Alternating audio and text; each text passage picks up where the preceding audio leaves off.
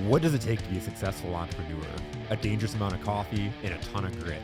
My name is Jason Tracy, and every week I interview business leaders to share their stories, life lessons, failures, and advice with you. Welcome to Coffee and Grit.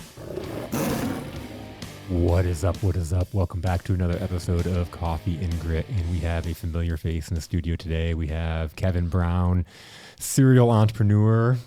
We talked about Garrett Auto, Motor City. We talked about Taekwondo and knocking people out. We talked about a bunch of stuff in episode 152. And Kevin is back, and he's back with James Gray Sr. here, and we're going to talk about Motor City Collision. And I can already tell this is going to be a really entertaining episode because we've been laughing this whole entire time. And Jim got to do the initiation, so we'll leave it at that. Hey, thanks for having me back. How's it going? Good. Thanks for having me back, Jason. And we're excited. Let's get started. Good. Jim, welcome. Welcome you, into I heard this is your second podcast. So second podcast, kind of strange, but I'm here.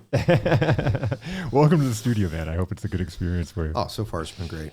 Awesome. So let's see. Like I said last time, we talked about a bunch of stuff because we really talked about your origin story and the origin story of Garrett, and we talked about how a venture into cranes had really led into what has become Motor City Collision. So I'm really excited to Motor City Truck Collision. Yes, so I'm really excited to dive into that some more.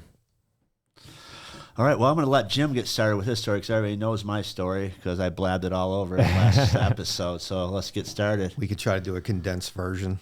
Yeah. Or anybody with the details. Yeah, you were born on a hot summer day. Your mom and dad's first date. Yep, it all started back then. Moved here about 23 years ago. I worked in every aspect of the automotive industry for 41 years.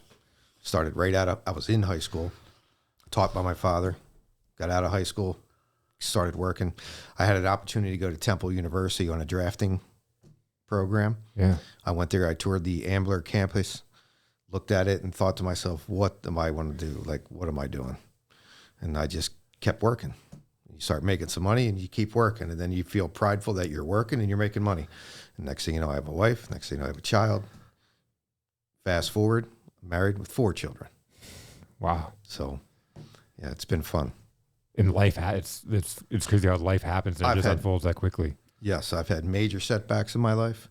I've had great success in my life. Moving here was very odd. I lost my father back in Pennsylvania. He passed away.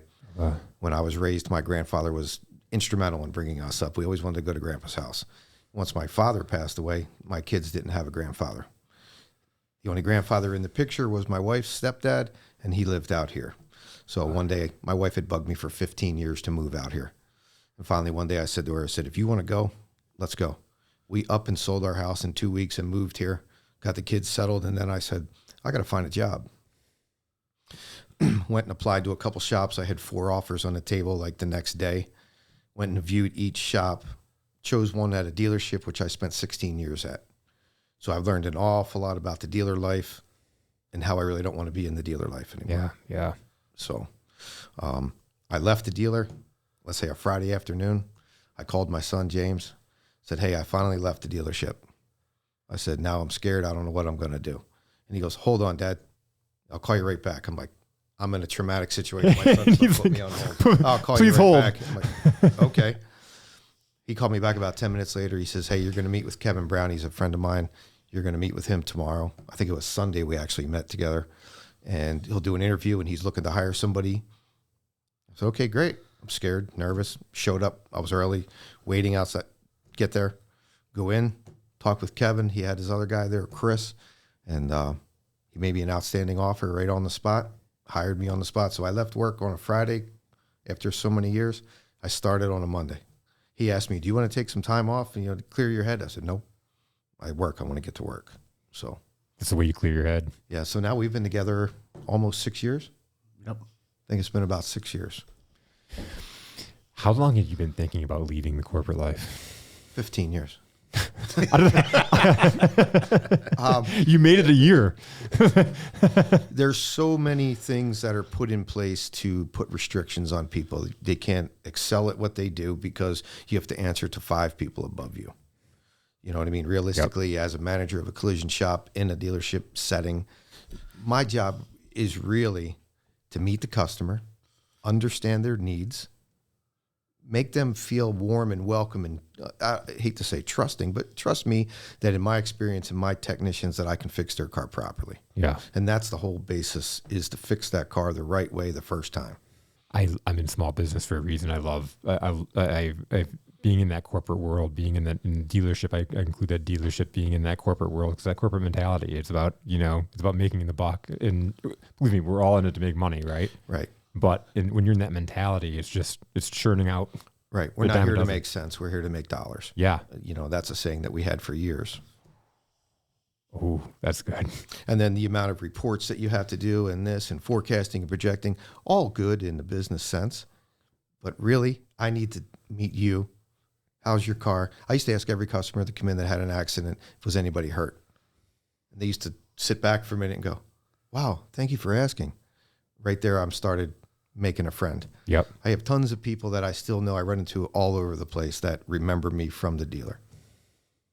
So, because I talk about being the difference a lot, and it doesn't take much to be the difference. No, it does not. Because nobody asked that question. Nope. A little bit of compassion for what they're going through right now. Yep.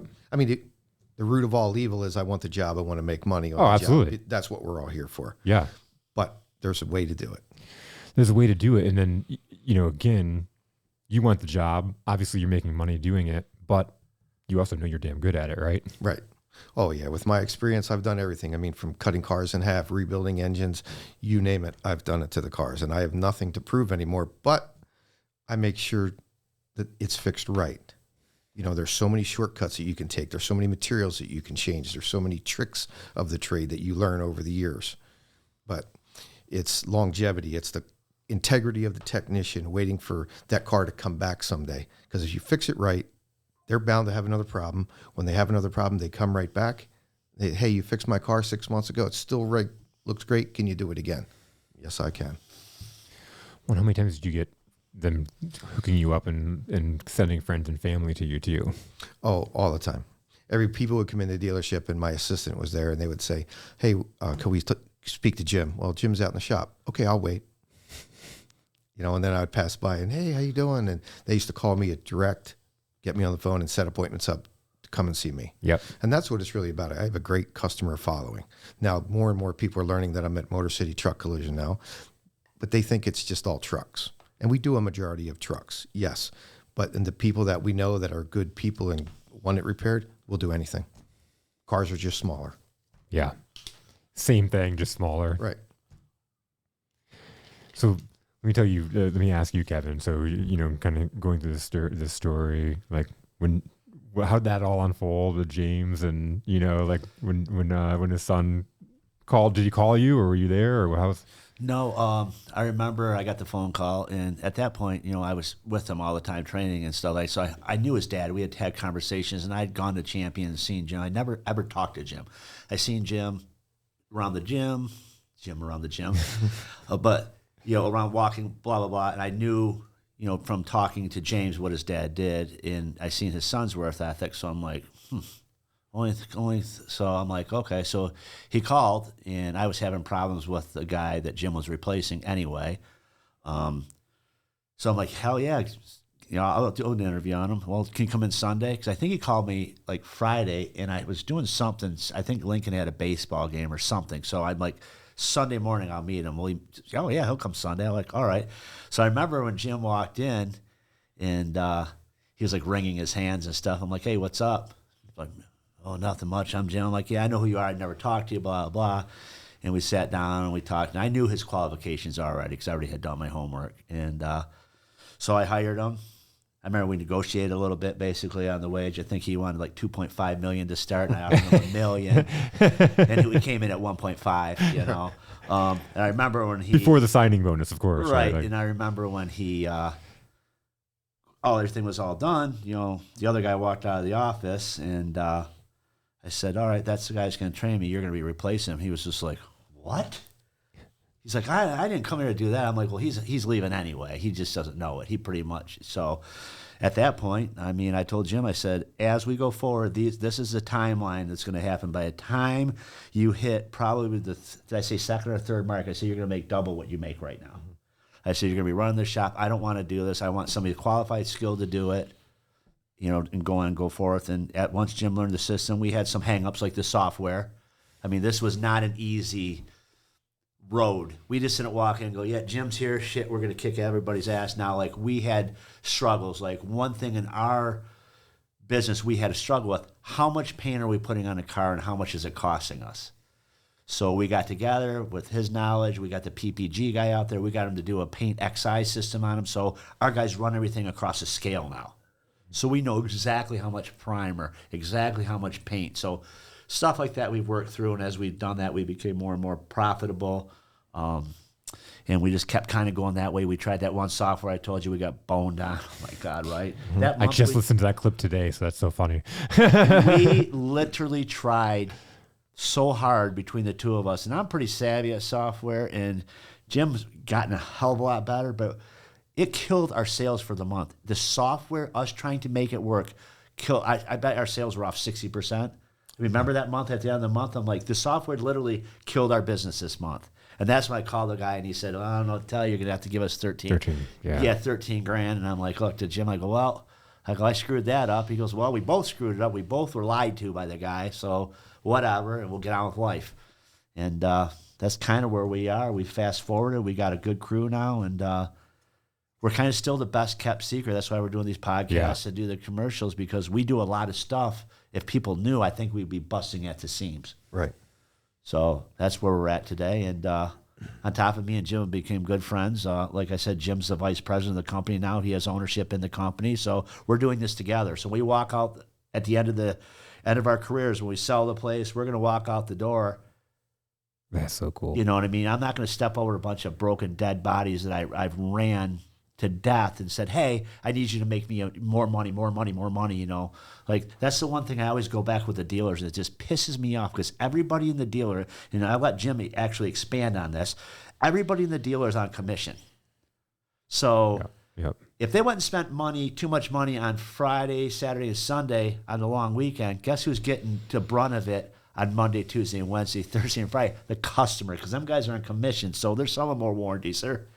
You know, and I don't think they're necessarily, honestly, a lot of them aren't really forthright. They're in there it's set up for them to make money by what they sell. Yep. It also promotes an almost a cutthroat atmosphere amongst the shop, the technicians in the shop, because one guy's fighting for this job. That's a quicker job. I can do that way faster than you. They all just want to do it. What he said, if they spent too much money, they come in, they want to go ahead and shortcut to turn in their payroll, more hours. I'm ready to go for the next job. And that quality repair it's going to suffer. Somebody has to pay the consequence. And it's usually the customer or the car. At our shop, we don't do that. We pay our guys a very good wage. Our hours are outstanding. We're Monday through Friday, 7 a.m. to 4 p.m. Guys can get out of there on a Friday afternoon. They can plan their weekends. They can have their time, do what they need to do. But when we're there to work, that's what we do. We're there to work. I don't have problems with my guys on phones. We don't do any of that. And it's just me and two other guys. Wow. And we all wear every hat in there. My guys won't tell you, oh, that's not my job. If you said that's not my job, Kevin would lose his mind. Every job is every job. What Jim said, if he wants you to go up on top of the building and throw rocks off for the day, that's what you're going to do, because you're going to get paid. Yep. I've walked in and plunged the toilet. Yeah. Should I have to plunge the toilet? Hell no. But you know what? If I plunge the toilet, Jim or somebody else doesn't have to do it. Like, we're all a team. It's leading by example, and as a leader, you know, in any situation, if you can show your people, I'm not above you, I'll go clean the toilet. You know, like when in my locations, like I would assign myself to clean the bathroom first in the role of duties, just so everybody saw, hey, I'm going to do it too. I'm part of the team as well. Well, and I think a lot of bosses, like, I always think this. Okay, number one, I don't have to walk in the room and tell everybody I'm the boss. Yeah, they know. Yeah. So, like, a lot of guys walk in, I ain't cleaning the toilet, I'm the boss. Well, guess what? No, you're an asshole. Is what you are. You know, you're sitting there dragging your people along. You're not leading them. So I'll go clean the toilet. I don't care about that. I'll go pick up parts. I'll do whatever I have to do for the company to move to the next step. Okay, and that's what I think a lot of guys, I'm the CEO, I wouldn't do that. Well, that's because you're a clown. You know, I'm not saying that CEOs don't have nothing to do, but Yeah. Yep. you know what I'm saying. I know exactly what you're saying. In my business, we're a small business. We have a small group of guys, so we all get along. And I'm going to tell you something. I told Jim this. I said, if I hire somebody and they're an asshole and they start interrupting the flow of business, I get rid of them. I only hire good people, period. Yep. And you've seen it over and over again. Second day, I'm like, dude, you're not going to work out. And we've gotten rid of them. We've gotten rid of them. We've given guys multiple chances, multiple opportunities, and explained their shortcomings. Hey, we need you to do this, this, and this, and not what you're currently doing. It's up to you. Yep. You know, Yep. we're satisfied with your work quality, your work ethic. That's all good, but you got to be a team player. And when they don't, they go. And how often when you have that conversation do they actually change? They change their short window. of Short time. window time, Just because they short- control. They can't. They've got to control and curb who they really are.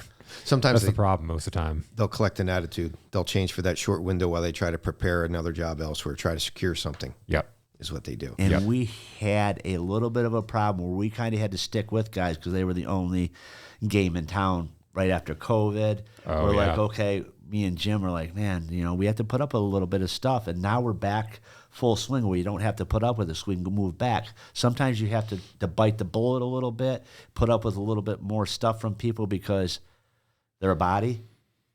It's the worst to be held hostage though by by an employee, especially when they know it, you know, and they know that you're, you know, because that's usually when they're then even bigger assholes about the stuff. Well, I know that one time, I don't remember who it was, but we got rid of somebody. It was Jim and another guy, and I came and helped, and we were like, yeah, we don't care. And now our attitude is like my attitude, me and Jim been talking about this. If something was to happen, we have two guys, and they're both great guys, but if one flamed out and quit, we'd be like, you know what? You're not holding us hostage, leave. We'll do it ourselves. We might have to work a little bit more, but we'll just do it ourselves because being held hostage sucks. It's the worst. It's the worst. Yep. It's the worst because like not only does it impact the level of work, but it impacts everybody that's around it, you know, because then you got to deal with this person that's the cancer inside the building. Mm-hmm. I had a guy after he changed pretty much his mindset after 30 years, I told you, and he kind of walked out. And I thought to myself, man, this guy was really a good mechanic and everything. He used to be a really good person. He still was a good person. I'm not saying he's like went out and was murdering people, but his mindset changed where all of a sudden he's a victim. And what I realized when he left, I'm like, this is really going to suck. I'm going to kind of probably have to get involved in a lot more stuff. And what I realized after the next day, he came back and started a bunch of crap with the guys, and he got in an argument with them. And I came in later that day, and the music was playing, the radio was on, and I'm like, it was almost like the sun was out in the shop. And I'm like, Yeah. and I walked in, and I'm like, what's up with the radio? Why is it so loud? Well, we never could play it because Jim would get mad. Okay. And then all of a sudden, you know, everybody's demeanor, the whole atmosphere, everybody was happy all of a sudden. And I'm like, son of a bitch, I put up with this for a year. Yeah. And guess what happened? My numbers didn't change. They actually went up because the two younger guys that were afraid to do something to get yelled at by him, all of a sudden started producing because all of a sudden my chains are free. Yes. It was crazy. It's the addition by subtraction, you know, and in my early leadership, I'd be like scared to fire somebody. But as I learned, it was like, I'm actually doing everybody on this team a favor. Everybody here knows this person doesn't belong here. They're not a culture fit, right? They're doing everything opposite of what we'd expect. And it's not that they can't do the job. It's they're assholes, right? It's their personality. It's so all the guys that are in both organizations, Garrett's and Motor City, all have very similar beliefs. We all do the same similar activities. We all have campers, and we all have families. We all have children, grandchildren. I know the technician, one of my technicians, I've worked with him 15 years. And I hired him at the dealership. And then when he left there, he reached out to me. We hired him the next day. I was there for the birth of both of his children. I know his wife. We kid around. They've been to my house. I go to his house. We're a family group. Now, sometimes that'll breed people to get, lazy or what, but it's not. In our group, we're steam forward. We're going. It just makes it nice to come in and, there's camaraderie. You walk in, hey, How was your weekend? Great. What'd you do? I didn't do nothing. Oh, my wife yelled at me. All right, great. We want to get these 4 jobs out by the end of the week. Okay, let's go. I'm trying to rush out of the shop right now today, trying to help fit a bumper with my one tech. We're trying to fit it. It's a 2-man job, trying to hold it, measure it. It's all custom work on the back end of this truck. He's more worried about the time than I am. He's like, hey, it's 1:15. I go, I got time. And we're working, and then the last minute, he's like, you got to get changed. You got to go. And then he's like, all right, I'm going to put that in the booth. We're going to paint this. He gave me the rundown of what was going to take place. I left there confident, knowing tomorrow when I go back in, or if I go back today, depending on time, everything will be done. How much more enjoyable is that? You know, going to work when you have a team that has your back. Well, it's my history. I've been the classic worker. Yeah. I am the worker. I drive the same road every day. I get up at the same time every day. I work the same, that's what I do. It's almost when the weekends come, I'm almost displaced a little bit because now what do? I have a job at my work. I know what it is. Some days it's really work. Some days it's not work. It's what I do, and I enjoy it. So, yeah. We're talking about the difference between the dealerships and whatnot. And one of the things that really set in is just even when Kevin was talking and having the ownership piece, could you imagine that, in getting introduced and meeting and right. It's the next day, right after leaving the dealership. Could you imagine that you'd have a piece of ownership of this? No, not at all. I felt initially that I'm just going to another shop to do what I do. Yep. I'm going to do the best that I can for my employer. And then I was a shock when Kevin came to me and said, hey, we're going to get you into some ownership here. We got to have a buy-in for you. And then that was amazing to me. I was blown away. I remember one time in our history here, he overpaid me by $500 and some. Made a mistake. My wife caught it in our bank. I'm like, I got to call Kevin right away. Called him up and said, hey, bank statement says that you overpaid me. It's $540 some. He goes, so what? I'll owe it to you sooner or later. That was it. The dealership that would have taken it out of my bank account, right then, minutes, buttons. You know what I mean? And it's a different atmosphere. It's just different. So it's enjoyable. So to do good, you feel self-pride. Yeah. I'm very proud to walk in there. Very proud to say that I run Motor City Truck Collision. I'm part owner in Motor City Truck Collision. Come and see me. You know what I mean? I enjoy it. You seem like, you obviously have worked hard your whole life, but you seem like from what you told me, you've always taken ownership wherever you're at. Mm-hmm. So to get that to be level of appreciation and gratitude and recognition, right? That's got to be pouring gasoline on the fire. It is. It's working 30 years as a commission guy, to walk into a facility that's going to pay you the same wage every week, plus random bonuses. Kevin will do different things. Hey, here, take your wife out to dinner. Hey, here's money. You're playing with. I play with farm tractors. He's like, here's a couple $100. Why don't you go put that towards your next tractor? Just random things like that just builds the confidence level and know that I made the right decision to leave that corporate world and move into the next level. Like podcasts, he said, you going to be nervous? And I said, yeah, I'm nervous. This is very strange to me and everything, but I know this is the way things are done nowadays, and I try to make changes. Yeah. I know I look old, but I'm only 32. Body work's not stressful. It's not stressful. I'm a 23-year-old mechanic, just so y'all know. Right. I'm fresh out of school. Yeah. But going forward, I learned a lot together, learned a lot about his business, what I've done to the business. I didn't come into the program saying, hey, I can paint, or hey, I can do this, and then I'll do a little bit. And then he's like, what? I was painting mini bikes and motorcycles and things, and they're beautiful. And then everybody, I'll paint your lawnmower if you want. Whatever you want me to do, I'll do, As we go forward, we're learning together that the best customer that we have is somebody that's educated, that knows something about the business, knows the trials and tribulations that we go through to fix that car, how hard it is to get parts, make phone calls, depends on other people who are trying to do things. So we like an educated customer. That's why we're kind of here today. I love it. Try to put it out there and everything that we're here for you. We're going to fix your car right, period. And we go to bat. Yeah. So we came armed this time with numbers because I was pulling them out of the air last time. I had done some reading. So we did a timeline on a standard job that gets towed into our shop. This was a heavy hit. When I say a heavy hit, we thought it was pretty much going to be a total loss vehicle.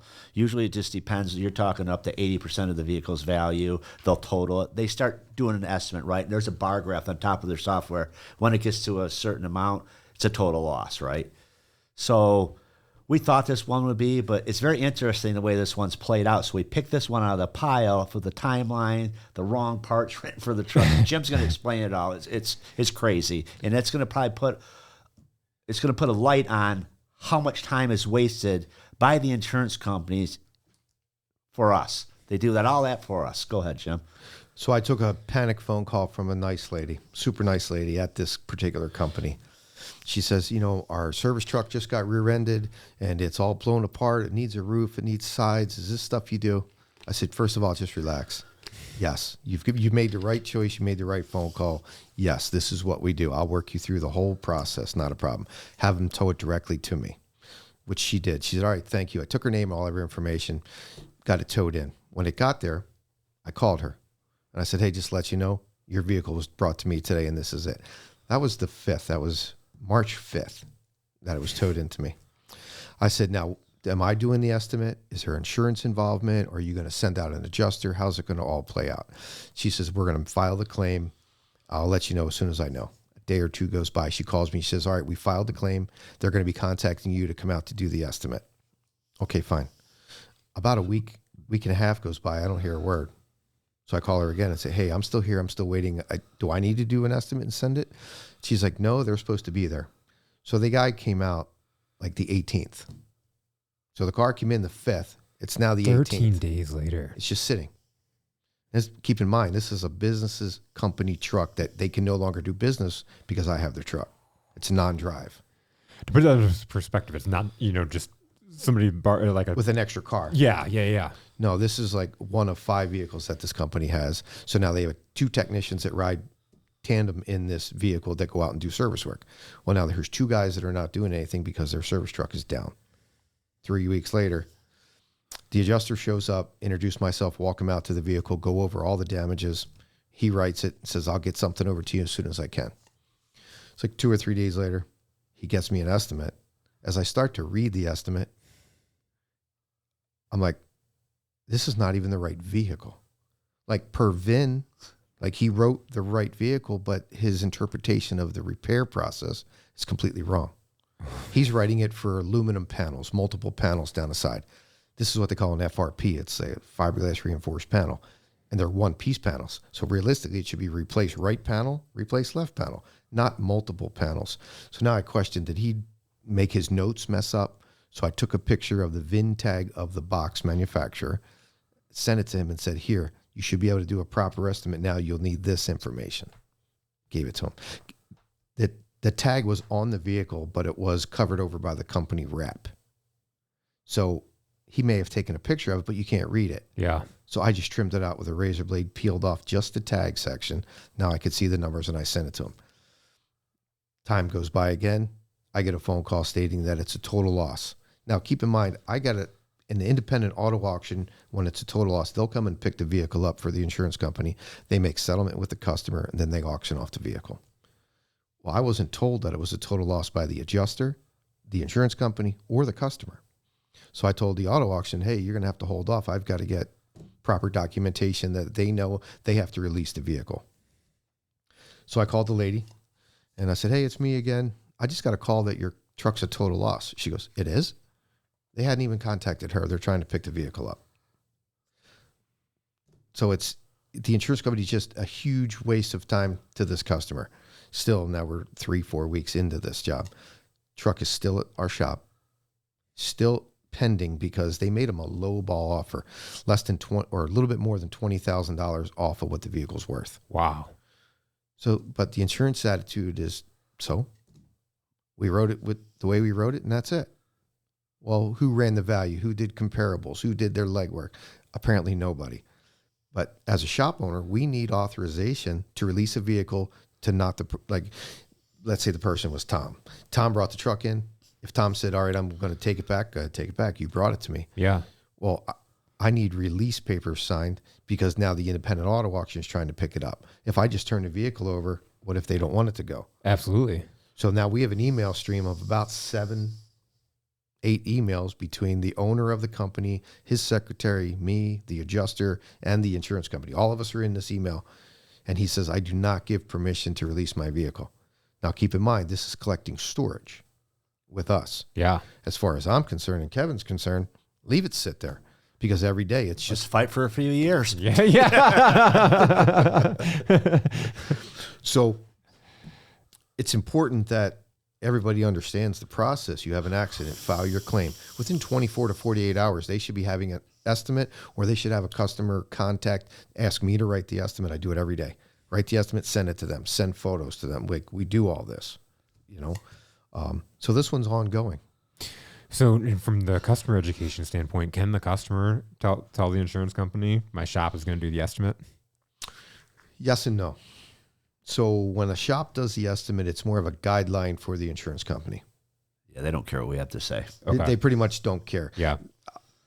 I will write certain estimates and send them to certain adjusters and insurance companies.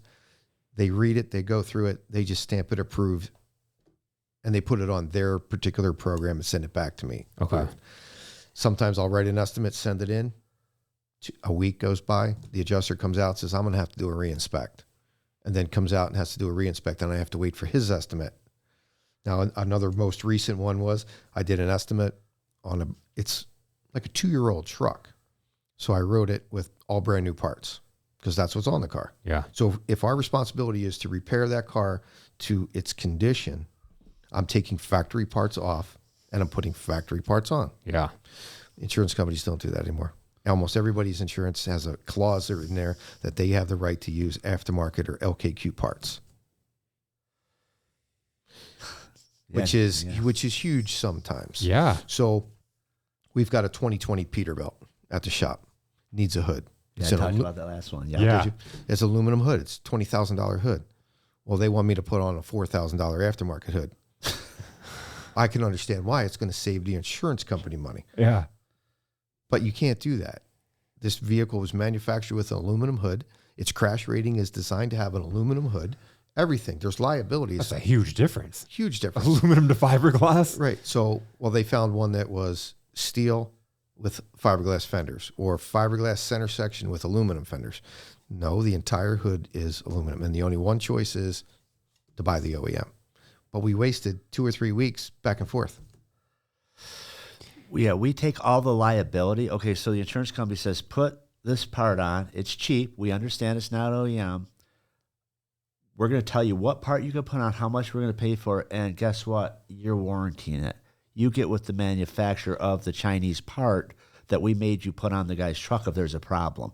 We did our part. We paid you to do this repair. Now all the liability is yours. And we're going to the insurance company now, they ride off into the sunset. We come here and the guy's like, hey, this, think about the mil difference from a Peterbilt hood, which is like anybody knows trucks. Peterbilt's like top of the line, and you're going over to get a hood from Beijing that's this thin. So it goes on the road, and big trucks vibrate. Yeah. Okay, so they vibrate, they're cracking. How many of these Volvos we did where these guys force you to put an aftermarket hood on it, and the gap on the hood's like this. So we start writing like, hey, you want us to put an aftermarket hood on it, we need another 8 hours for fitment. And guess what? You're going to have to explain to the customer before we start this job that this hood is not going to look the same. It's not going to fit the same on his truck that he probably owes money on. It's insanity. I mean, Volvos are terrible. You put a hood on a Volvo, there'll be literally a gap like this where the fenders meet the hood, or you buckle it. It's insane. And I've had guys, even the vents on them used to be teardrop, and the aftermarket hoods came out like square. So the truck doesn't even look the same. That's insane. And we're talking a truck that's $175,000. Yeah. And they're going to squabble over a few thousand to fix it properly. It's insane. So you finally are getting it fixed for the right part, or so we hold the line. That's a whole nother side of this. We hold the line. Yeah. I don't want to say the word fight the insurance company, but we'll discuss in depth the reasons why we need to fix it a certain way. And that's what we do. I'm on the side of the customer because, one, my accountability is to the customer. Yeah. And then my warranty is to the customer. Yeah. We have to stand behind what we do. Yeah. And if we're going to put, inferior parts on it, it's going to be an inferior job, and it's going to go down the road, and it's going to come back. And then when it's down the road and somebody looks at it and it's all cracking, oh, who'd you fix your truck? Motor City Truck Collision did. Oh, wow, they did a great job. Yeah, nah. Because nobody knows the insurance company was the one that, and even if they did, it's still you guys, What's comical about it is I was telling Kevin, just watching TV the other night, my wife was sitting there, and Sam Bernstein Law Firm comes on. We'll go to bat against the insurance company. If your insurance company tells you no, we'll get you the proper settlement. They're talking injury cases and things, even with their vehicles. Yep. We have to do the same thing every single day. That funny commercial where the guy goes, "We're not going to pay. You're going to pay." It's a hard thing because I really need to justify the repair, the cost of it, because we charge well. Yeah. But we're doing the proper job. Yep. That's you get what you pay for. Oh yeah. And there is so much ego on some of these adjusters. I'm not saying all of them. I'm not painting them all. The older guys that are our age that have been doing this, them are the guys that are educated. You could hand them an estimate and they'll look at it and walk around the truck and go, yeah, this looks good, and stamp it. It's the guy that went through the class at the insurance company that's all of a sudden a body man. I remember an argument they had on a friend of mine's Jeep. He was at Silver Lake or somewhere, and it got hit in the parking lot, and the whole back of it was crunched in. And the lady came out, the adjuster, who had no clue what she's doing. She was telling Jim that he needed to just cut this off, this side off, and just weld a new piece in there. And it only should take X amount of time. I don't remember the time. And Jim's like, how many of these have you done? She's like, well, I haven't done any. He's like, exactly. So why would you come in here and tell me how to do this? So Jim ended up fighting with her to the point where we ended up getting a rust guarantee for the guy.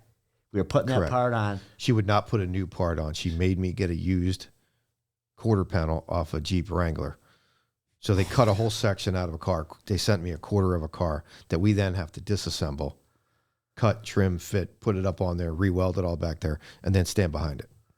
Wow. At a discounted price. Right. Because she went through a class and she had the app. She knows how much she knows how this shit works. Where did they get the quarter of the car at? The insurance company got that for you? From the there's suppliers out there. You wreck your car, it's bought to a salvage auction. Yeah. You know what?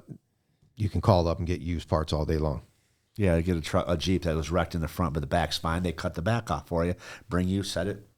It's just insanity to me that the insurance company is literally going and buying a salvaged part and sending it to you. They will literally call you and say, this is where we found it at. Here's the number. This is what they're going to charge you for it. And then you go pick it up. And you guess you can make X amount of dollars. We're going to tell you what you're going to make on it. Some of the parts that they locate for you are 4 states away. They're 5 states away. This hood's available in California. Okay, but it's $700 shipping and it's 3 weeks to get it. When I can buy one that's $800, it's pennies more, but on paper, they saved money. But they wasted the customer's time and my time. That's literally how this game is going. That's insanity. It is.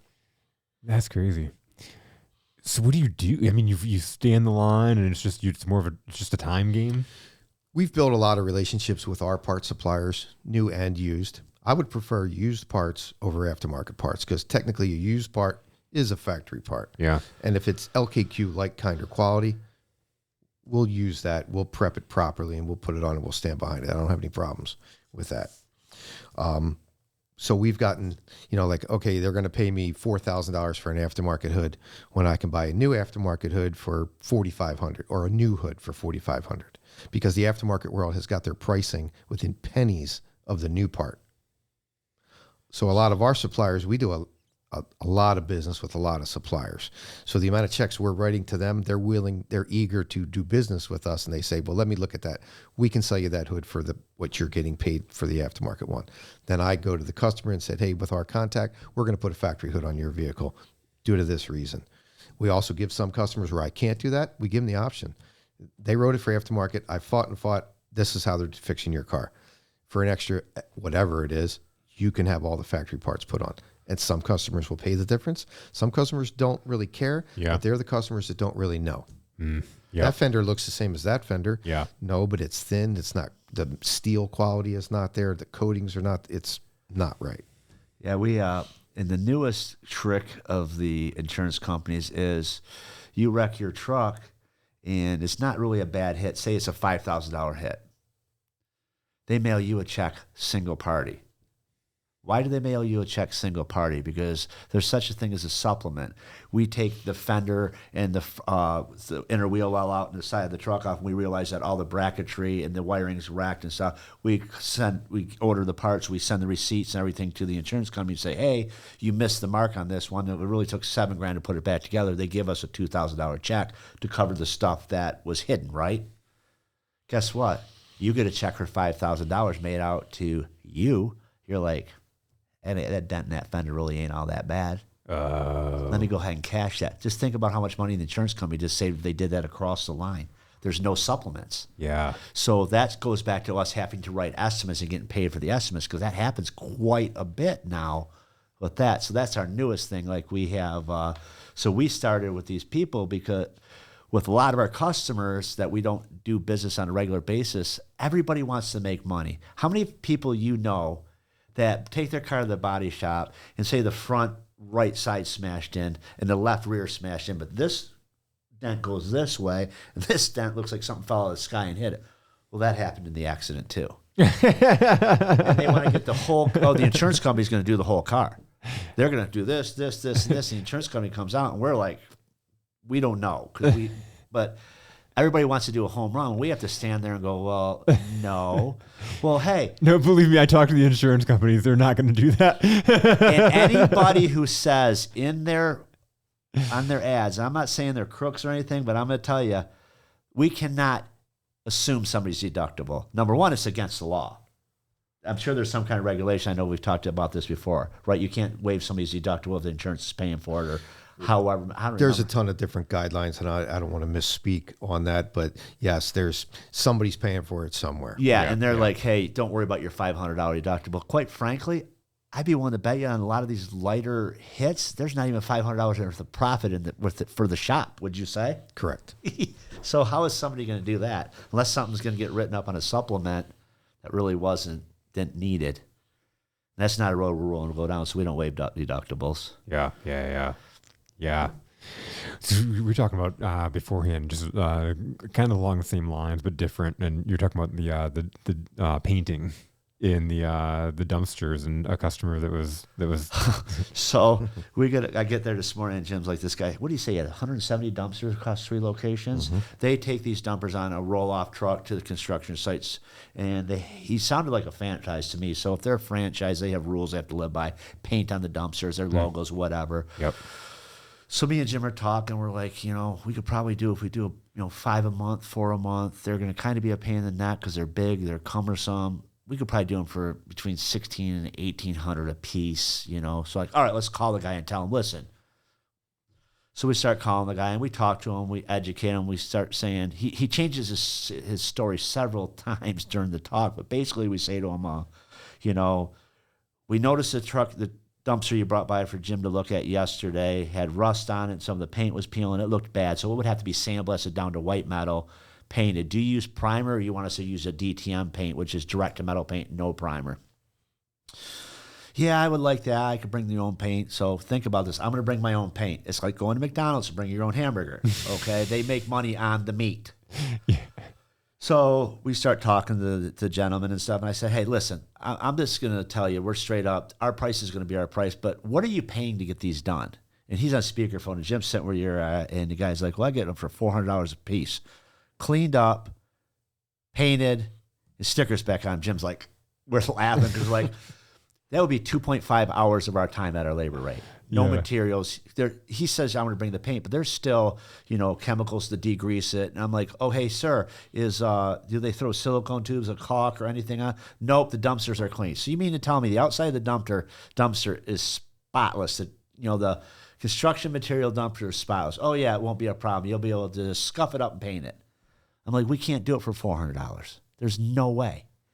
We were figuring out, the guy's like, well, if I brought you a bunch of them, you would make money. No, if you bought me a bunch of them, I would go out of business faster. And that goes back to when you read the Sam Walton story back in Walmart. Remember how he started? He had his store in place, and he got rich by selling flip-flops. Do you remember the whole story? I don't remember exactly. Maybe he bought them for like 3 cents and sold it for 10. So, and he said, it's not about the markup on that particular product, it was about the volume I sold. And I would agree with that 100%. If I have this room full and I go buy something for 5 cents, sell it for 10 cents, and send 10 million pieces, absolutely. If you have a 7-cent margin, right? Yeah, volume all day, sell a million of them. But not labor. Yeah. So if I'm doing one dumpster that I'm losing my butt on already, because it's 2.5, we'd have to do 7 a day. Right. It's impossible. So we basically told the guy, thank you very much for considering us, but we're not your shop. And, me and Jim were talking afterwards, like, we don't even want to do a job like that because our name is going to be on it. If the guy says, hey, that's exactly it. Just go ahead and scuff it up and shoot it. once again, what Jim said, our name is out there, and they're like, hey, nice dumpster. Who paint? Well, Motor City paint. God, they do shitty work. I'll never take my truck there. Yep. So Yep. Because they don't know the circumstance. They don't know the customer told you that's the way I want it. And that's where I believe, as a business owner, and obviously I've been on the business side a lot longer than Jim. So I look at him, I go, that in my opinion, that's the idea of us being smart businessmen. We look at it and say that is just not enough margin there for us, so we're going to go ahead and decline on the job because we just don't need the aggravation. There's a lot of guys that say, well, we're a little slow.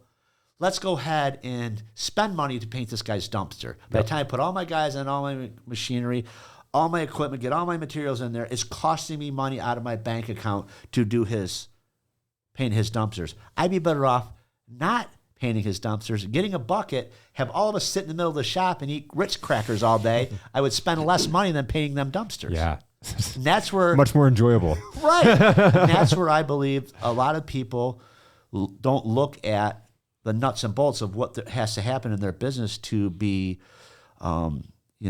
successful. You have to watch your numbers. If your numbers aren't there, you're going to lose money. You might lose a little bit of money at a time. It might take you 2 or 3 years to go out of business.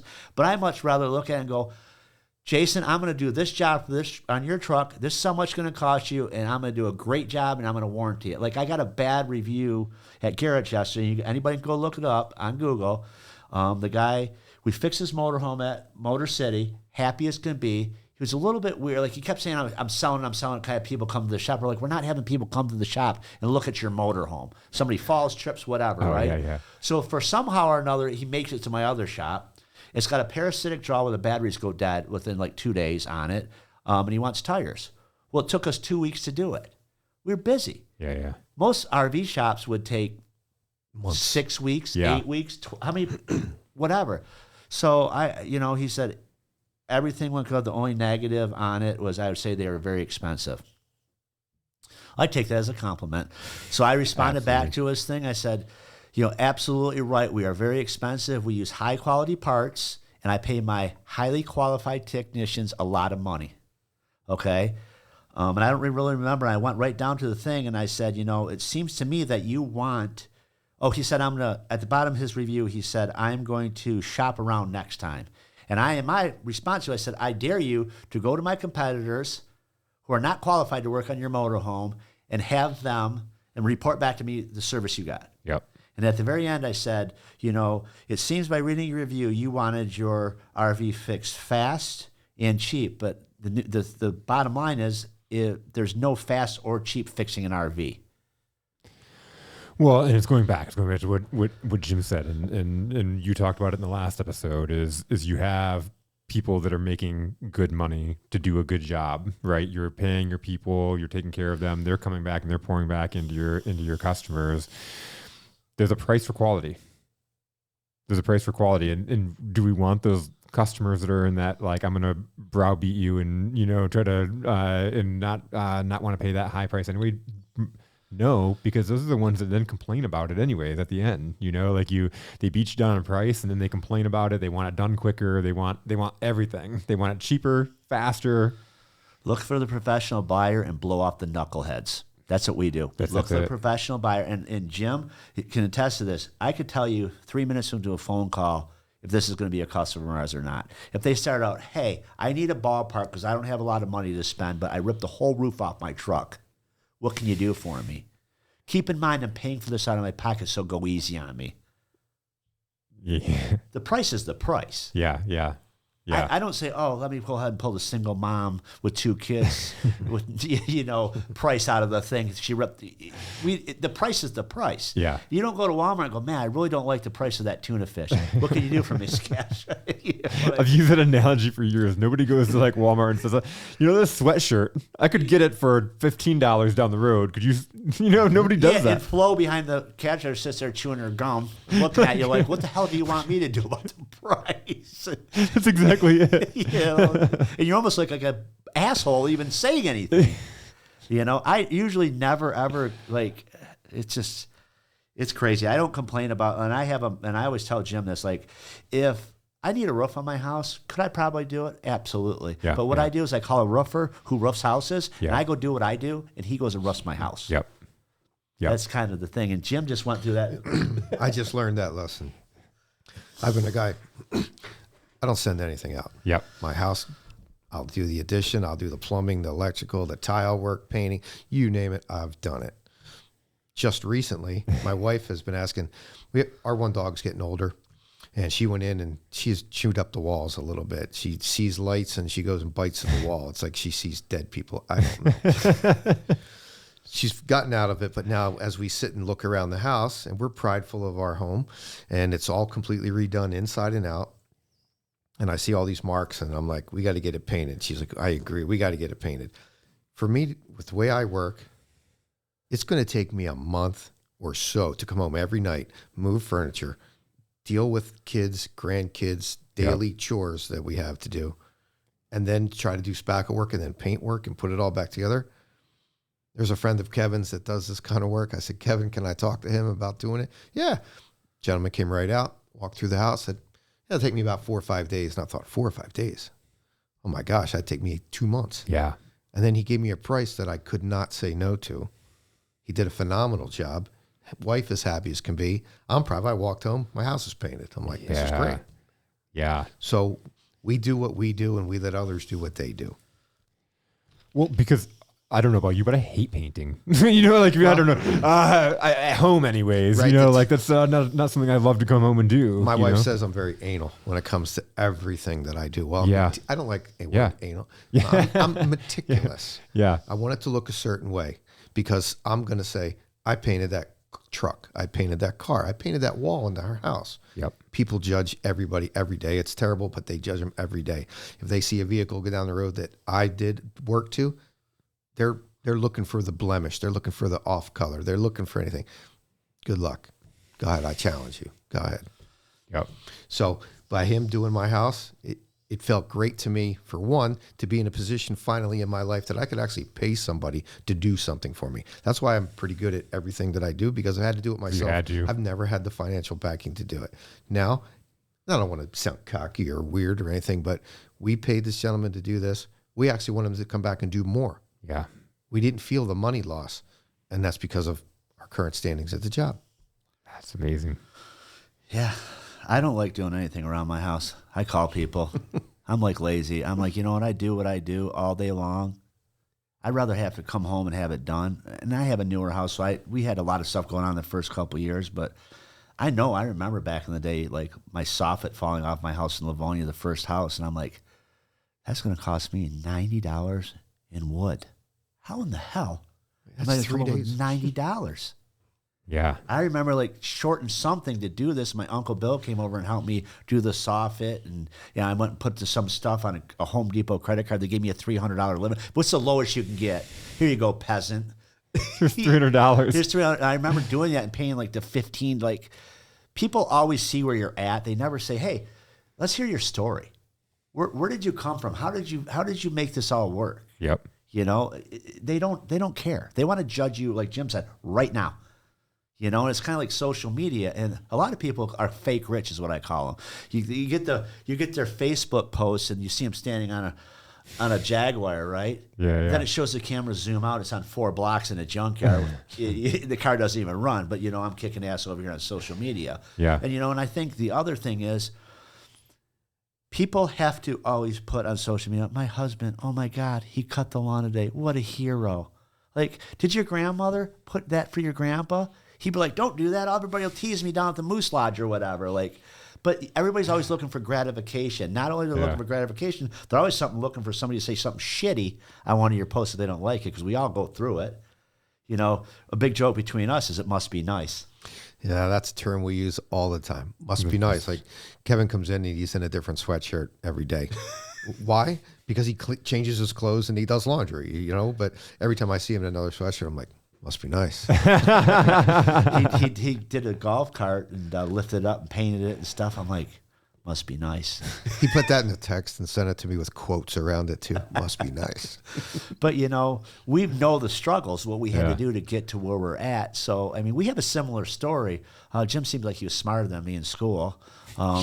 Me, my story, I just didn't give a shit about school, and but I think our stories are similar, and we've had a lot of trials, tribulations that gone through, in our lives with our jobs and stuff like that. How many jobs have you had in your life?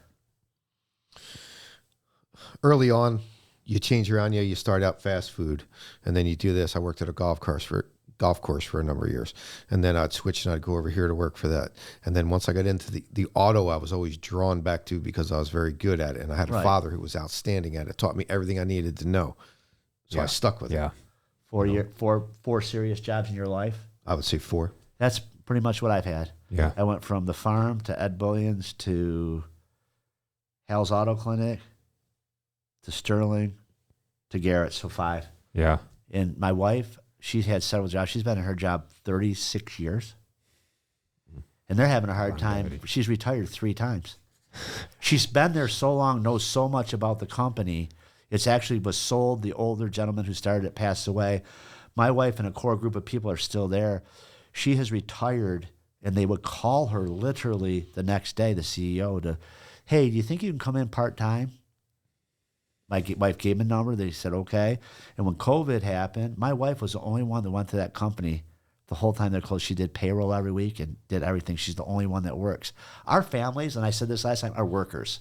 That's what we do. Yeah. And I'll use the analogy of a little baby draft horse. I grew up on a horse farm, and you take a horse, a young horse, a horse that's bred to pull, you put him on the hack line, the rental line, and he goes in and out every day, right? After a while, that's autopilot. That horse does that. That's what we are. Yep. You drive the same road, wear the same work boots, so they're wore out. We do the same thing. And I believe that in today's society, people don't stick to something long enough to work their way up the ladder. They want to walk in with a college degree and say, I need to make $199,000 a year because I need to be Jim Gray's manager. What are you going to tell Jim Gray that Jim Gray already doesn't know? You just have a degree saying you think you know. There's a lot of cockiness and miseducation within youth, right? And then college tells you, oh, you're going to come out and you're going to have all this information. And I'm not going to bag on college. If you want to be a doctor and all these kind of things, it's great, right? You got to, but let's take entrepreneurship for example. Me and my brother both grew up super poor. Like, obviously, we were in the same family. We lived in apartments our whole life, up and through our, all while going to school. And we both, when we got jobs, like as we were going through the struggle, we found mentors that were like great at business and kind of like what you're doing. They see something in us. They saw something in us and took us under their wing. And my brother's mentor is this guy. He owned a bunch of Big B franchises, and my brother just started off as a coffee barista. And he discovered that my brother's story is he was paying off. He got in trouble in high school, and he had some law stuff. He had to pay off debts, right? And so he's like, goes to work at Big B, and he found a loophole that this guy owned multiple Big Bs, and he could work over 40 hours if he worked 40 hours at this location and then worked at the other location. And so this guy let him work on these locations, and then he just ended up earning the trust of this guy because he's working his ass off. So anyways, this guy, to just tell this short story, is this guy was going to college. His name's Mohammed Shatai, and he was going to college at Michigan State. And he was also working using management at a restaurant. And he walked up to his professor. He was a few credits short of graduating. And he walked up to his professor in this business class and said, listen, he was like, when I act by my instincts in the restaurant and I do things that I think are right, I succeed. And when I do things based off of what you taught me, I fail. Tell me, why should I finish my education? And the professor was like, you're a smart ass, you're never going to make it.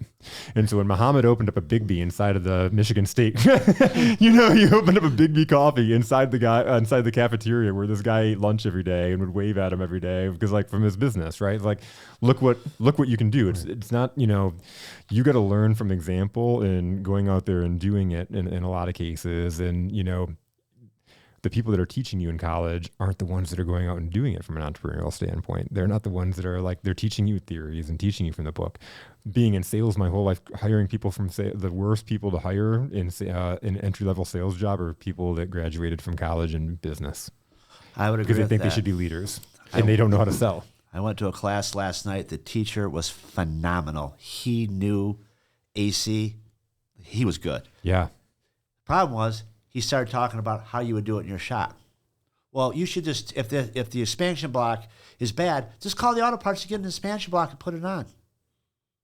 I'm thinking to myself, who the hell's paying for this?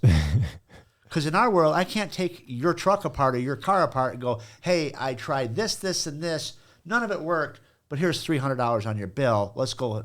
Like, so to your point, he's really good at teaching stuff, but he shouldn't give business advice. Yes. And how many people over the years have you heard about their professor saying something shitty to them and them getting up and walking out and going to start their own business and become a billionaire? Yes. That happens over and over again because the arrogance of the teacher. I'm not saying all, Yeah. but the arrogance of some of these teachers. Like, if you don't do really good in college, you're going to go nowhere. If you don't do good in school, the world's going to eat you alive. I would agree with that to some point. Meaning, yes, like I said last time, you have to learn how to read and write. Yeah. Okay. Yep. And math. I tell my son all the time.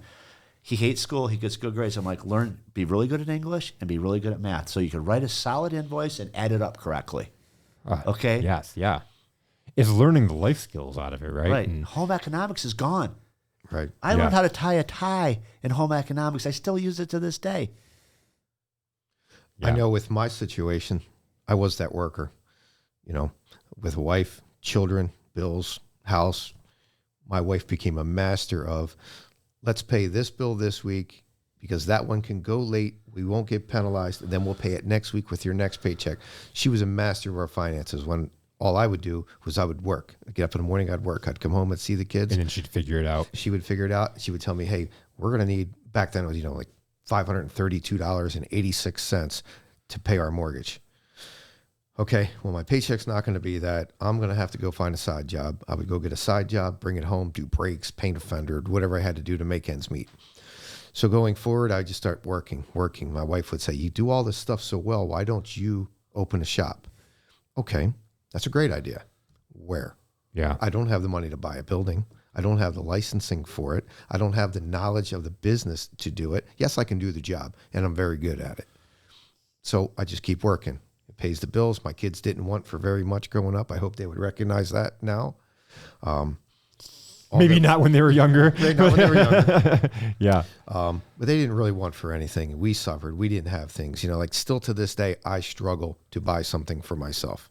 I'll wear the same pair of shoes the entire year until Christmas comes, and my wife will buy me a new pair. Yeah. Kevin looks at me and he looks at my shoes and he's like, go buy a pair of shoes. So we're back and forth. And then it comes to getting together with Kevin, getting Motor City, now becoming a part owner, learning the business side of it. Everybody thinks, oh, he's a rich man. He owns his own business. Kevin and I talk every single day, Saturday, Sunday, Monday. We talk after work. Well, it'll be 8:00 at night. He'll have an idea or I'll have an idea, something, a topic we don't want to forget. We call. People that work a normal job, 9 to 5, that's what they work, 9 to 5. Yep. And then they're on their life. Yep. When I'm at home cutting grass, doing the stuff that I need to do, I'm thinking about the Peterbilt hood that I have to get painted and get on there to get paid for that job to keep my employees going and working. So the small business aspect world is very different than everybody's opinion of it. Out there today, there's a lot of self-entitlement. You guys were talking about the college students. They come out, I expect to do this. We've hired people that left because they didn't expect to work as hard as they were working. My son for years, my oldest son, James, James. Yep. He's been telling me, Dad, you need to do something, or Dad, you need to do this. Now I'm doing it, and I wouldn't be doing it if it wasn't for Kevin, but I give 100% to Kevin, if not more. Like, I'm dedicated as heck to this business, this cause. I hope that this is the last job I ever have, realistically. I'm hoping for that someday that James looks at me and be like, Dad, you finally are doing it. You're a business guy, Now he's given me a book to read. He wants me to read this book on financial wealth and gaining strategies. Kevin's like, oh, I know that book. I've read that book 5 times. And when you're done with that, I'll give you 3 more that you can read. I'm not a reader. Yeah. Okay. I actually sat down the other night and read, 15, 20 pages. I haven't read 20 pages in 20 years. Okay. My son called me to verify that I'm reading the book. I can see James calling you up. He did. Well, he called yesterday, as a matter of fact, and it was like 11:45. He's like, hey, Dad. I'm like, hey, bud, what's up? What are you doing? I go, what do you think I'm doing? I'm working. For the last 40 years, I'm working. He's like, oh, yeah, I should have known that. Did you read the book last night? No, last night, this, and this took place. I'm looking forward to going home tonight and see if I can get a chapter out of the way. But the whole small business idea and people, entrepreneur, I knew nothing about it. I know so much more now working at Motor City than I've ever. Now it's like a driving force because I know what's in my bank account now. You know, 6 years ago, my grandson called up, let's say, and, you know, Papa, will you buy me a bicycle? The answer would have been, yes, buddy, I'll get you a bike. Let's see how quick we can do it. And then I would go home panicked, nervous to my wife. Okay, what can we do? William wants a bicycle. How do we get him the bike? I don't have the money for that. Maybe we have to wait 2 weeks. He's going to forget. He's going to, you know. Yes, I spoil my grandkids, but that's besides the point. Now, William will call me right now, take a phone call. Papa, can I have a bicycle? Sure. I'll stop at the store, buy it, and go home. He wanted a quad. I bought it for him. You know, it was spoiling him, yes, but educating him also. He's a great little boy. So was my granddaughter. Kevin bought his granddaughter or grandsons a four-wheeler, but they live out of state. They weren't going to ride it. He called me up one day and said, hey, do you want to buy this quad? If I still worked at a dealership or somewhere else in mine, I would have been like, yeah, can I make payments to you? Yeah. You know? And Kevin would have said, yeah, I'll take payments. One payment of X amount of money. That's what it would have been. But I think, you know, when you listen to your story, Jim, I think that people need to realize that, and I've been there too with Bo and Cooper when they were younger. I didn't have time to sit there and think, okay, I need to open a business or do this. I didn't have a pot to piss in, or a window to throw it out till we got our first house, which was like $613.43 with our mortgage payment. I'm like, son of a bitch, how are we going to pay this, right? And you're sitting there worried about, you have to keep going like this. You don't have time, right, to sit there and go, I need to start my own business. So we are a product of what's going on in our life at that particular time. You know, funny story. Kevin knows it. We've talked about it several times. As you know, James, he's big in his martial arts and he does everything and he's prideful and he's done a phenomenal job at what he does. That all started in like my house. I was gonna ask you at some point. Okay. So my wife and I would come home from work all day and I'm one of those guys that my wife says they ain't a lot meticulous. Back to that story. I'll walk in the living room and I'll look and I'll notice that the coffee table is moved 3 inches and the sofa isn't tight together. It's a gap. And I'd look at 12 glasses in my sink and I'd say, hey, what were you doing here today? Jim's like, oh, I had a couple of people over. I said, oh, did you get a new glass every drink?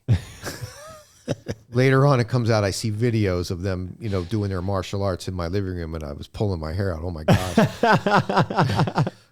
So he's done all that coming up. How old was he when he started that? I think he was 15. Okay. 14 or 15. I used to walk down the hallway, you know, at 2 o'clock in the morning. My wife would tell me, hey, his light's still on. He's got school in the morning. 2 o'clock in the morning on a 15-year-old man, you're walking into a spider's web when you whip open that door. I was going to say that's an uncomfortable situation. Yeah. You know, it isn't like you knock and then wait 10 minutes and then it's like, I'm coming in. I was the dad that just kind of walked down the hallway and said, hey, buddy, it's 2 o'clock in the morning. You need to go to bed. He's all wide-eyed, just stressing out, looking at me. I look at his computer screen, and he's watching Eddie Bravo videos, learning how to teach himself to do that. And I was always looking at him like, man, how does he get this drive? Where does he do that? But then I compare that to my situation. Every Monday morning, I got to get up at 5 a.m. to go to work. That's my drive every single day. He saw from watching you. Right. You know what I mean? So it's a good feeling to finally be at the point in my life where, do I say that I'm independently? No, but I don't worry about money as much as I did years ago. I worry about the other guy. I worry about my son, my daughter, my granddaughter, my grandsons. I worry about everybody. And I'm finally at the point now where I'm getting stronger with, hey, you need to do this for yourself. You know, my other son, Nicholas, is trying to start a concrete company. He's tried a couple times. It's extremely hard. He's in the position I was in 35, 40 years ago. He's got a wife. He's got 3 children, but he wants to start his own thing. Well, he needs a daily job to pay the bills and then the extracurricular. So now he's talking with James on how to take the steps to do it. He's helping him grow him. So sooner or later, I'm hoping that James comes to me and says like, Dad, good job. You found all your years of perseverance and pain and struggle. Look where you're at. And sacrifice. And sacrifice. Well, that's where I was going. That's where I was going. Yeah, look at my furniture.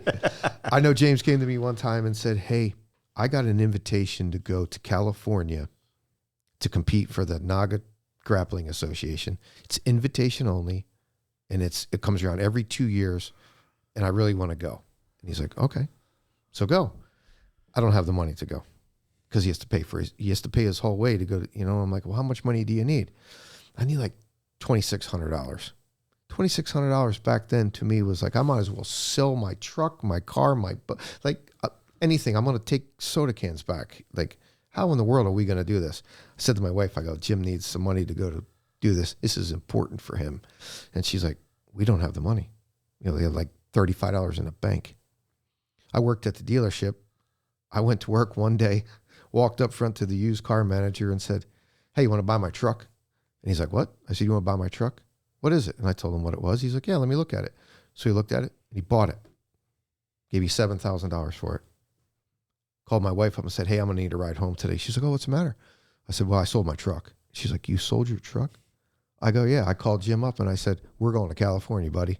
I got the money. Let's go. And then when I told him I sold my truck, he was like, you sold your dad. Why would you sell your truck? It's not important to me. You got to go. You got to do this for your life. So the sacrifices, that constant, that's what I did for him. I sold my truck. Dude. I'm like, got the tears, Right. man. That's, Right. Yeah. that is killer.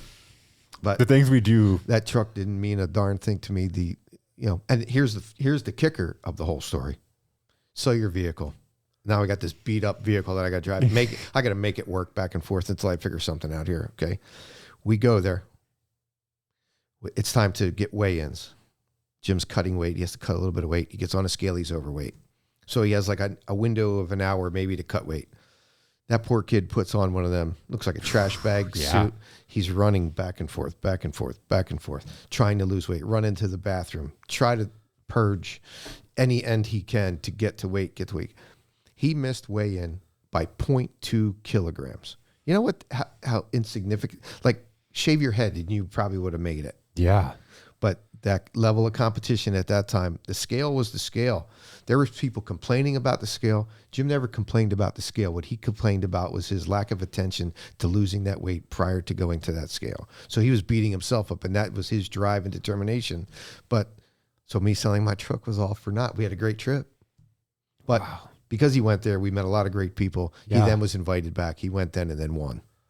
So It led to, and that's the other thing. And because I love that because that ties back into the patience of talking about the young kids or people that come in and they want the leadership position. They want the management position. They think that they know everything. And it's like, you have to know that like our success isn't linear. It doesn't just happen. You don't just show up to the thing Right. and all of a sudden you're granted the king, right? You show up, you fail, you take personal responsibility. You don't miss out on the opportunity. You build the relationships. You have the opportunity to be there, right? right. And so you don't miss that opportunity. And then look what happens. Yeah. Look what he's doing now. Yeah. I remember when I was at Bo's baseball game and it's Total Soccer has baseball fields behind it in Wixom. Years ago I was there and there's a building out in front, there's a gym there. And I remember Bo's travel team went there to them fields and several other fields. And there's a guy that owned the gym, his kids were on the team. And back then we had Blackberries. So that had to be like really like 2012? Yeah. 2008 probably. Yeah. So I had just started Garrett Auto and Truck's website. Well, nobody in the truck repair world had a website. So I had a contact me form. Well, it would come to my BlackBerry. So I would answer my emails and I would answer my phone calls on my BlackBerry all weekend long because I'm trying like to grow the business. We were struggling at the time. And I didn't even own it then. I might have owned maybe, I didn't own any of it there. I was just a worker there, but my paycheck was bonus driven, some of it.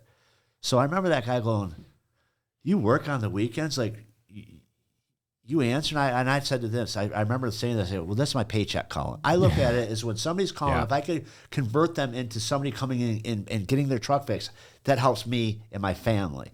And that guy's like, I never work on the weekends. I don't even answer calls from my employees. Guess what? That guy was out of business in 6 months. He was in business and out of business in 6 months. Yep. Okay, I still answer my phone.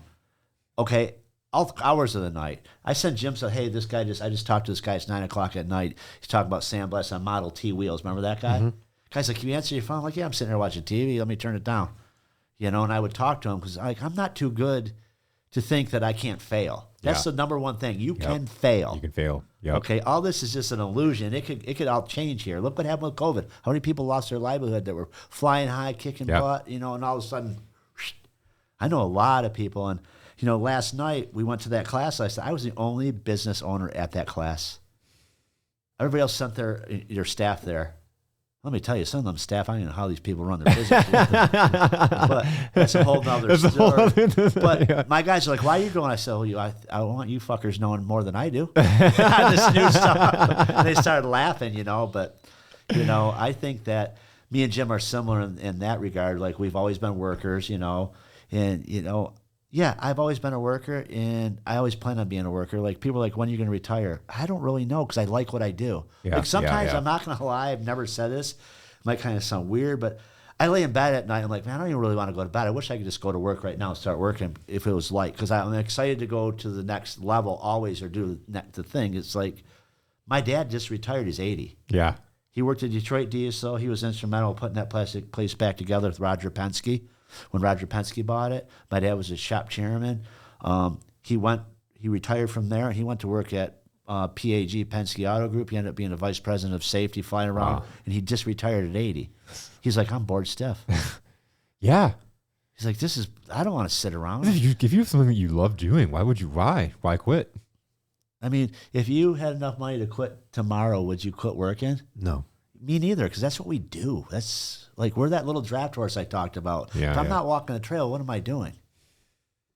Now I have to go to the gym. Since the last time I started going to the gym, I started doing jiu-jitsu again. I'm going after this. Super awesome. Yeah. That's super awesome, because we talked about the gym. Yeah. Yeah, I got with Mary, and like, I've been on the diet, and I'm down like 10 pounds almost now, and I'm like doing jiu-jitsu, and I'm like, ugh.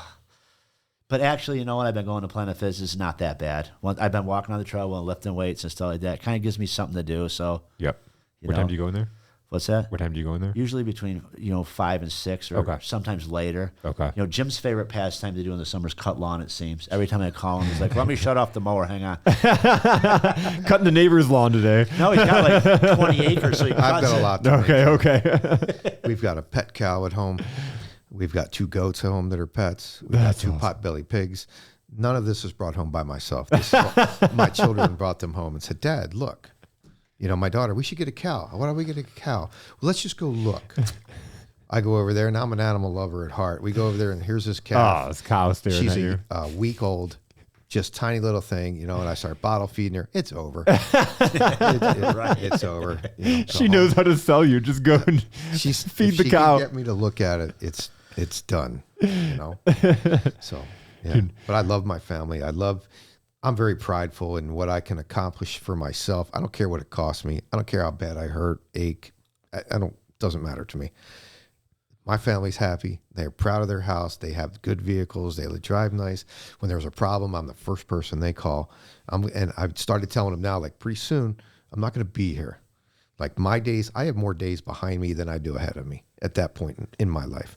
I want my kids to be able to stand on their feet solid and just, reminisce about Dad and what he used to do while they're taking care of their families. Yeah. You know what I mean? Like, that is huge. I've always kidded my wife and said, I'm not going to be a rich man.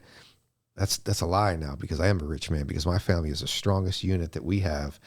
I'll do anything for anybody, anytime. They need something, call me, you got it. I may bitch at you later and say that, you shouldn't have done that, or this or that or other thing, but I got your back. It's all about the family and what I can do, and taking it with Kevin, him taking me to the next level of business. And I struggle with the new technology, like these computer programs. I didn't know too much, and boy, my head was pounding for months trying to get it. Even when that program failed us, I was so happy to get rid of it, but also scared, because he said, "Well, I've got this another program." Oh man, I got to learn another one. I would walk in and be like, "Dude, you need to take a deep breath." He would literally say that to me all the time. Just relax. If you have a problem, call me. Well, my pride is very strong. I'm not going to call you for every little problem. You know what I mean? Let's just stay on the phone, because I'll need you all day. You're a lot nicer to your kids. I always tell all my family, I say, you fuckers are going to have to jump in the coffin with me when I die, because you can't handle shit without me. Yeah. I know my first initial life insurance policy that my wife and I had taken out, I had it split up as each child would get X amount of money out of my life insurance.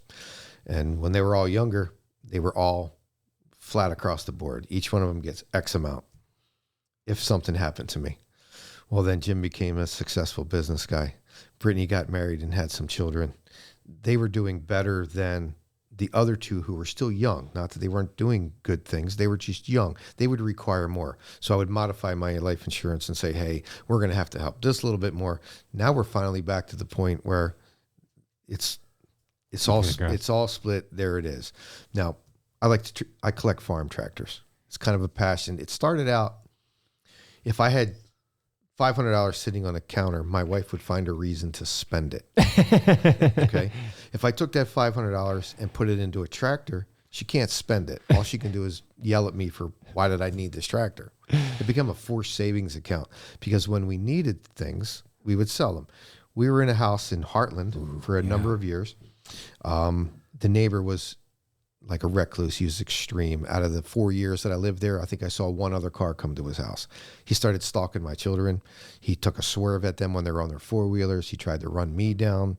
I mean, there's only so many times where I can kick his door in and punch him in the face, and then cops come and they want to arrest me. But I'm like, before you do, go talk to him, and then I'll get in your car and we'll go. One lady cop got sarcastic with me, and she said that, don't tell me, I can take care of myself. I'm an officer of the law. I'm like, okay, well, I don't think you would stand a chance against me, but go on up there and talk to that man and then come back and I'll answer all your questions. Within 5 minutes, there was about 9 police cars at that house. She came back and they said, you're going to have to protect yourself. Literally, it got that bad. Wow. So what I would do is I would leave for work in the morning. I'd wait about 10 minutes down the road and I would come back in. He would be sitting right in front of my house. We had a shared easement. So he would sit out there and stare at the wife or stare at the children, started looking at my daughter. You know, she's 14, 15 years old, and he's staring at her all the time. Like, he chased me with a shovel. I was cutting my grass, and he ran at me with a shovel like he was going to. No, I'm not intimidated by a shovel. I've taken baseball bats off of people. Come on, bring it. I took the shovel right off of him, and he went home and called the police and said I stole his shovel. So I took the shovel, and I stuck it in the ground in the center of my front yard. And the officer said, is that his shovel? Yeah. You going to give it to him? No. He can come and get it. And the officer went to take it. I go, oh, don't touch that shovel. That's his shovel. It's in my yard. Let him come and get it. We'll stand right here and he can come in. So then he went and talked to the guy and he came back and said, this guy's a lunatic. You have to protect yourself. Like he was encouraging me to protect myself. It got so bad to the point of my wife and I just said, we have to leave. Now, there's a whole point to the story. Me collecting those tractors, the forced savings account, my wife was crying one day saying she was scared to be at the house anymore. I'm scared because how do I go and make money to pay for the house, but yet I can't protect my family?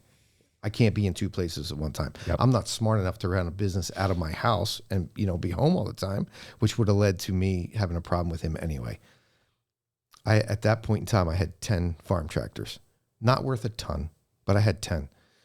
She was looking for other places to live. Like, what do we do? We have a mortgage on this house. We can't just walk away. What are we going to do? Like, how are we going to do this? We're going to try to short sale it. She found a foreclosed home because she's a real estate appraiser. Okay.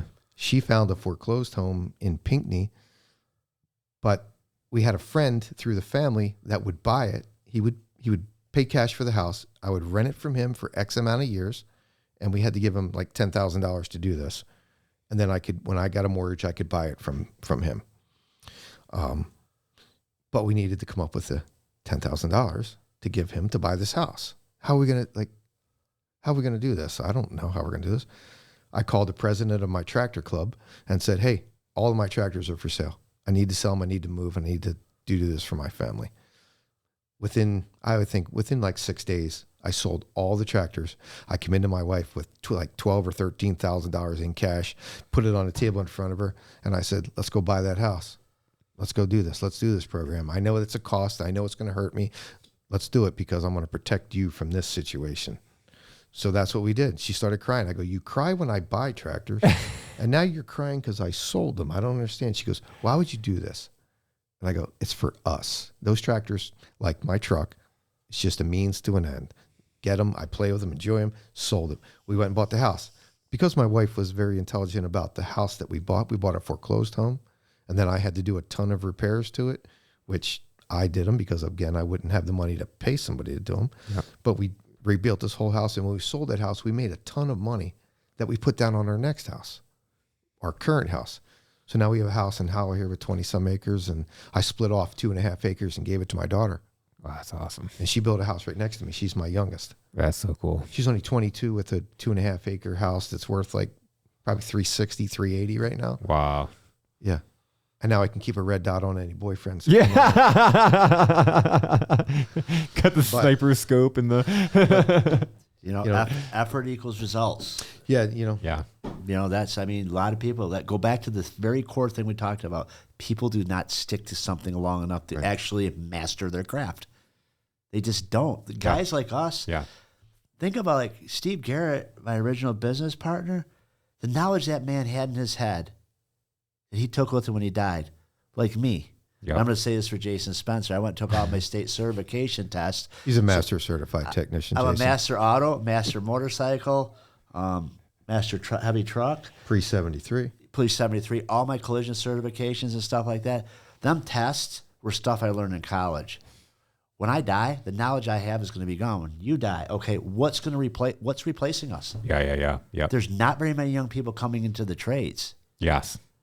and Yep. it's kind of crazy. Did you see that South Park clip I put on I have not. No. my wall? It's hilarious. It's about all the educated people trying to get the handyman. Oh, you told me about this. I haven't seen it though, but it's hilarious. Yeah. The guy's like, he's a geometry teacher, I think, or a history teacher. And he's like, to the handyman, hey, can you fix the oven door? And he's like, no, I got so much money now. I got so much work. I don't need to do You're like, anything. I'll throw you a case of beer or whatever. I don't need your beer. I got so much money. And they go to a Home Depot parking lot, and all the educated people that can't fix their houses are staying there. I'm not knocking educated people, but they don't fix their own houses, right? Yeah. And they're all standing there, and the guy rolls up, the handyman, he's Mexican. He goes, hey, man, you're making the parking lot look bad. All you need to go away. I was dying. Because that kind of goes to, right now, the HVAC people, the roofers, all these people are in demand. There's nobody coming to the trades. Yes. Who's going to replace guys like us? It's something that I've brought up on the show quite a bit recently. In my son wants to go into the trades, for example. My wife just took a position with Work Skills where she's a talent outreach coordinator, and she's going to be going into schools and encouraging kids that hate school, right, to go into the trades. They're dumb. They're just encouraging them. But who's going to replace all this knowledge, right? Electrical, plumbing, cars, like all the stuff. It's not AI. No, and it's not. And the trade schools, like we had Oakland Technical Center, I believe it was Southwest Vocational Education Center back when I was in high school. You had to get to 11th grade. Then you could pick machine shop, welding, automotive, diesel, I think medical, culinary. You would go there for 2 hours a day and learn a trade because let's face facts here, not everybody's going to college. Yeah. So the schools had it cut out where you could go to do these trades. And I did the diesel mechanics thing. And quite frankly, looking back on that really kind of put me on the road I'm on today. As far as that goes, I mean, I could think about that. And, the trades, they saved me because I was like a wild child that they said I was going to end up in jail because I was just that guy. But I just ended up taking all that energy, and I like fixing stuff. And then, me being me, this kind of learning more and more and getting more educated, like I still continue my education. Like last night, I went to the AC class. Yeah. With my story, I'm not here self-sacrifice story. Oh, I did this, and oh, I did this, and all this. What are you saying, I am? It's more of a no. I just, you tell stories, that are meaningful to you, and you did them for a reason. Mine's more of a story of perseverance. Yep. Like I got into the automotive trade. I've been in it 41 years. I'm going to stick in the automotive trade, and that's a lesson that people, there is no the self-entitlement, stuff like that. If you're good at something and you enjoy that, then figure it out and stick to it. Now, it's taken me a long time to get to where I'm at now. I still have a ton of education to go through. I'm still learning things every day. I'm still learning how to treat other people better for the influence. One thing my son James has always said, and Kevin has said it to me multiple times. You hang around with 5 millionaires, you'll be a millionaire. Absolutely. You hang around with 4 people on welfare, you're the next welfare case. Yep. Mine's been a long drawn out. I wish I would have met Kevin 15 years ago. I was going to ask you okay. Yeah. If I would have done that 15 years ago, I'd be in a whole different world. Yep. My son, You know, he's taught me so much just in the short go of just our conversations of business. You know, part of me says like, man, I was a dumbass. I really should have did this years ago. But no, my story was the perseverance. I'm going to protect my family and raise them as best I can. And I'm proud of where I'm at today. You know what I mean? You should be. You're here because of your experience and because of your life. And I think that's a lot of times we look at people and we, you know, especially with social media and everything, and we put ourselves in that comparison and screw that. Like everything that you've done has gotten you to this point, and it was supposed to happen when it happened. Right. You know, it's funny, that year ago, that storm that came through Howell. Yeah. That destroyed everything. My insurance claim on my house was like $72,000. There was a point in my life where I probably would have profited half of that because I would have done all the work myself. Yeah. And it would have taken me a year to do, but I would have done it. All I said to my contractor that I hired to do the job is do it right. Don't cut any corners. If we have any problems, we'll contact the insurance company.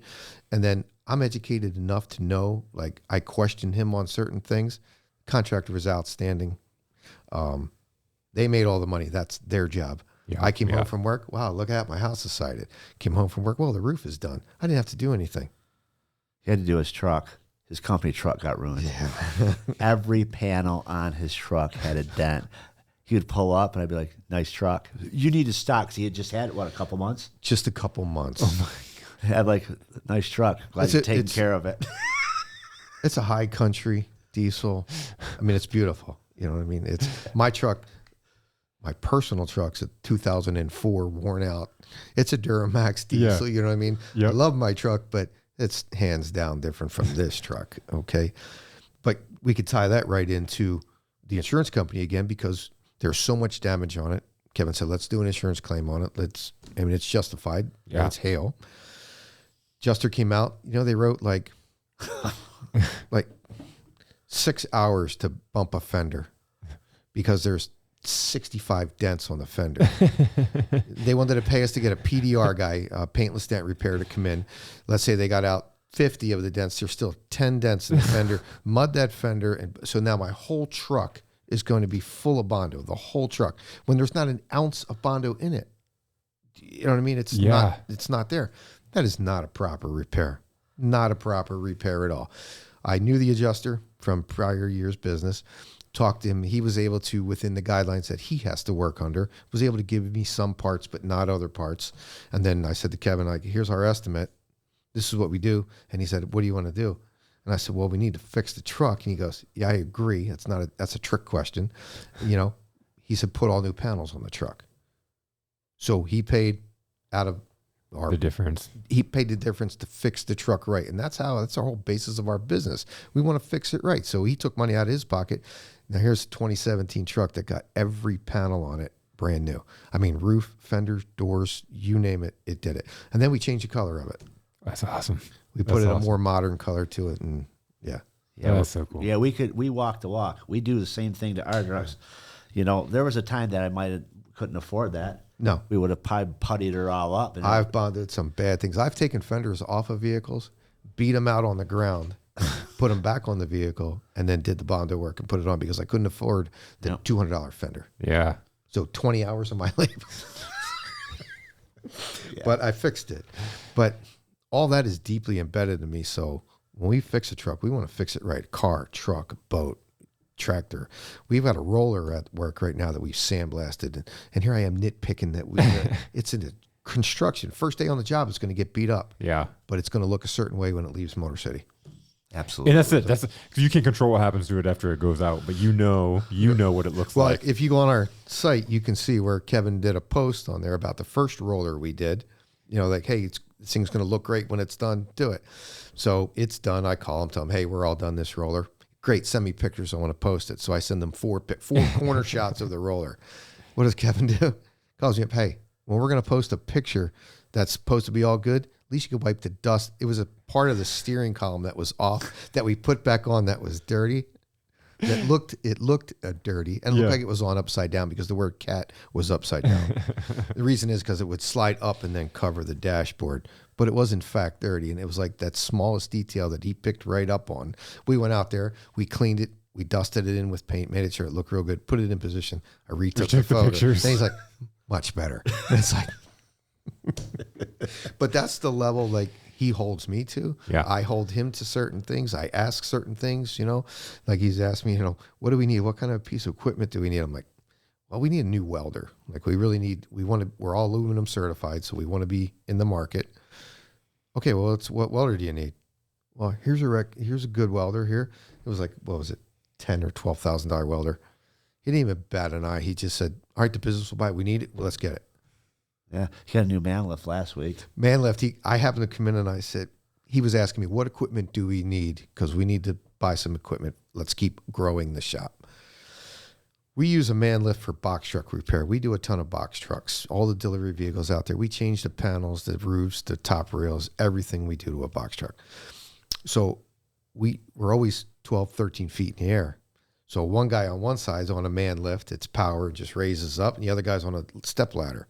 It's very difficult. Sooner or later, one of us older guys is going to fall. So I said, on Facebook, I saw a man lift. I'm like, look at this man. He goes, I was just thinking about that same thing. Look at this one. He already had one back and forth. Next day, man lift showed up at the shop. So now we have two. So now we're going to be more efficient. We're going to be safer. And we can do a better quality because we're not worried about falling off a ladder. So And you could even do more box trucks. We could do more because now I got two guys that are up in the air that their time, instead of taking 6 hours, they're going to do it in 4. Well, now I've got 2 more hours to get something else in the shop. So don't forget about our piece of shit $13,000 riveter. Yeah. So Ford trucks, they're aluminum beds. So we had to do some sectioning on one, put a bedside on, put a uniside as like the door frame. That's all riveted and bonded together. Well, it takes special rivets. There's 3 or 4 different kinds that have to go into this truck to make it work. Well, you need a special rivet gun to do it. So a normal rivet gun, like a top of the line rivet gun that we use for our pop rivets is like $650. This one here we get a price on is $12,000, but it comes in a cabinet.